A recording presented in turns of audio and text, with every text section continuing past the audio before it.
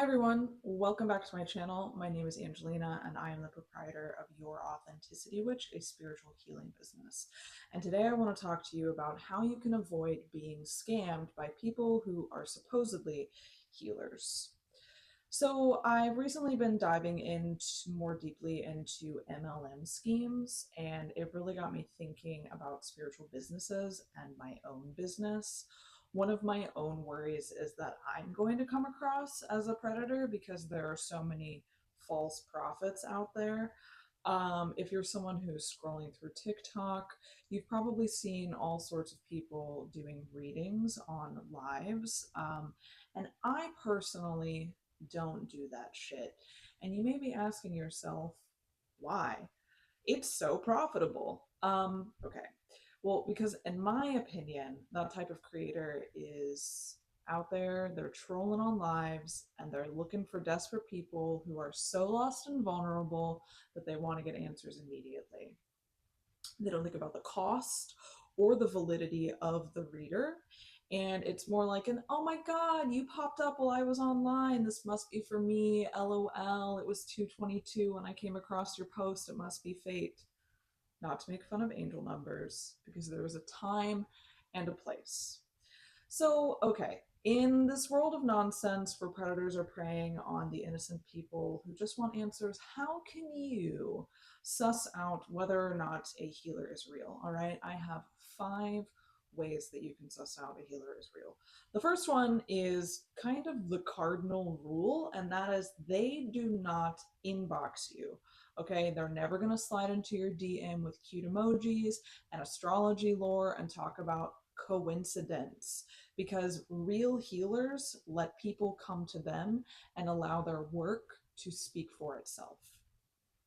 Number 2, they're not making videos explaining to you how they're not a scam.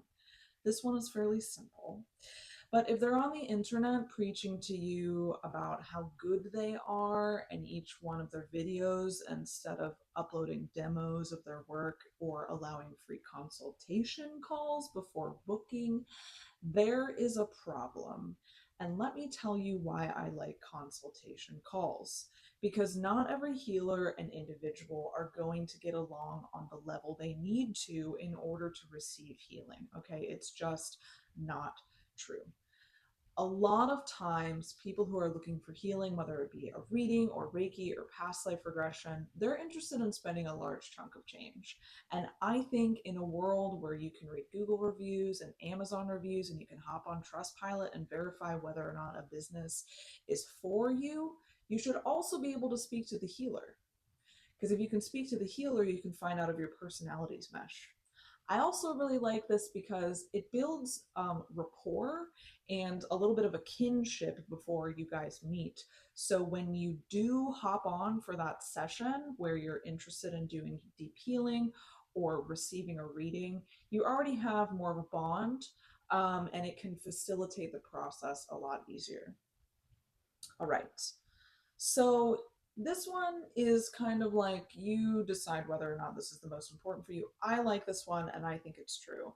You can find information on them. Okay, this is like Googling a person before your first date, meaning that there is an online presence for this person, for this business, and there is details on them, right?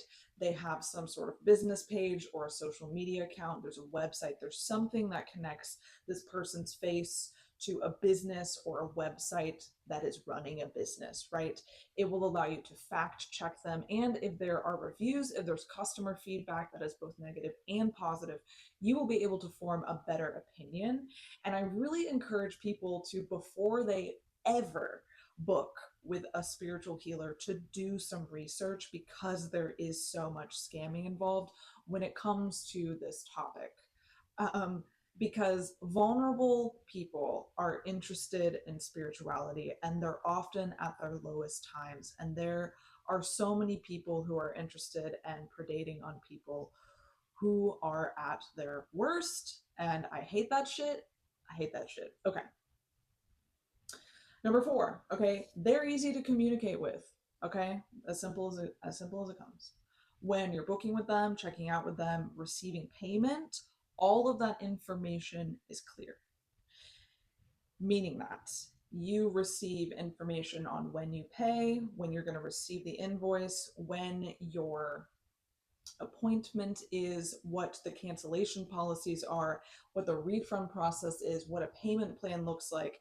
There's paperwork, there is a paper trail, and the company is really easy to work with, and the company is often an individual, but that transparency builds a lot of trust. You get to understand if they have good business practices, if they have a level head, and that communication process will often, I mean, it'll just like let you know what kind of person they are. If they're unable to be transparent with you about all of that information, to me, that means they're not necessarily trustworthy when it comes to spending money with them.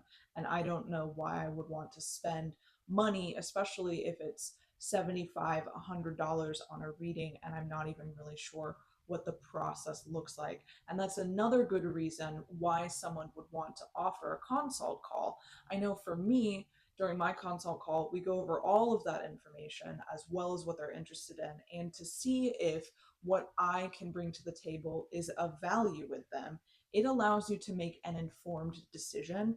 And when you are coming from a place where you're so riled up inside, you're feeling so uneasy, you're really looking for guidance and answers, it's really important for you to be able to make an informed decision, because personally, that's like when you can make the worst decisions, because you're really looking for a quick fix, some quick answers, and sometimes that stuff is like really elusive. Okay, so that brings us to point number 5, and that is they don't tell you what you want to hear. And I'll say it again for the people in the back. They do not tell you what you want to hear, okay? There is a difference between a reading that affirms all of your biases and a reading that speaks to you on a soul level. If you're receiving a reading where someone is affirming all of your biases and confirming to you what you came in wanting to hear when you walked into the session, oftentimes they're pulling your leg, because readings are designed to illuminate and guide the seeker into a new understanding on a difficult subject, okay? Not affirm all of their biases. So let me give you an example so that you understand what I mean.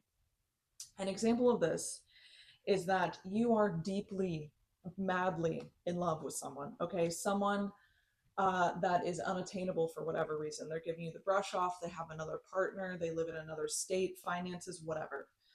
They're all signs point to no, okay? They're clearly not interested.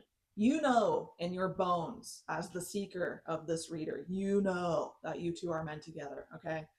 You know that you two are meant to be together. All right. So you go and you spend $600 on readings. You don't follow any of these rules that I just stated. You just start booking with tarot readers around your county. Okay. You see 6 different people. The first 5 are like, nah, bro, it's not happening. The cards say no. There's so many obstacles in your way. And by the time the obstacles clear, you'll be in different stages of your lives, and this won't even be an interest for either one of you to pursue. And frankly, it wasn't an interest for this other person because of X, Y, and Z. But the 6th reader that you see is going to say, you know what, Joe, it's true. Actually, that person is madly in love with you, and you just have to wait 6 months, a year, and the tides will turn. And they're going to call you, they're going to Facebook you, and you two are going to get married. Okay. I'm not saying that won't happen, but you just had 5 readings where someone said no. Mm-mm. And the 6th one is like, no, Joe, it'll be great. You're gonna have a great time. That would be an instance in which the reader is pulling your leg and they are affirming your biases because they could sense what you wanted when they walked in. And if someone is really good at scamming, they're going to tell you what you need to hear. They're going to tell you what you want to hear, not what you need to hear. So I used this example of love because so many people are concerned with love. I personally, as a reader, do not do love readings.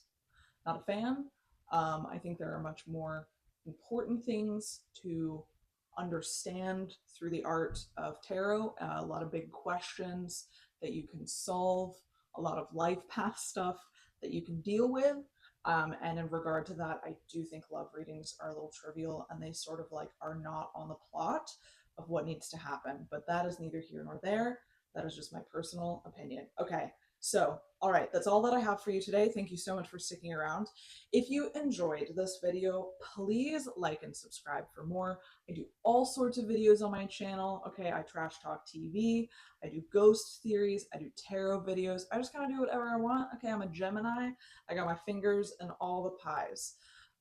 If you want to work with me, I'm going to put links in the place below, and there's also going to be a little end screen that will tell you the things. It was a pleasure being here with you. I look forward to seeing you again. Thank you so much. Bye.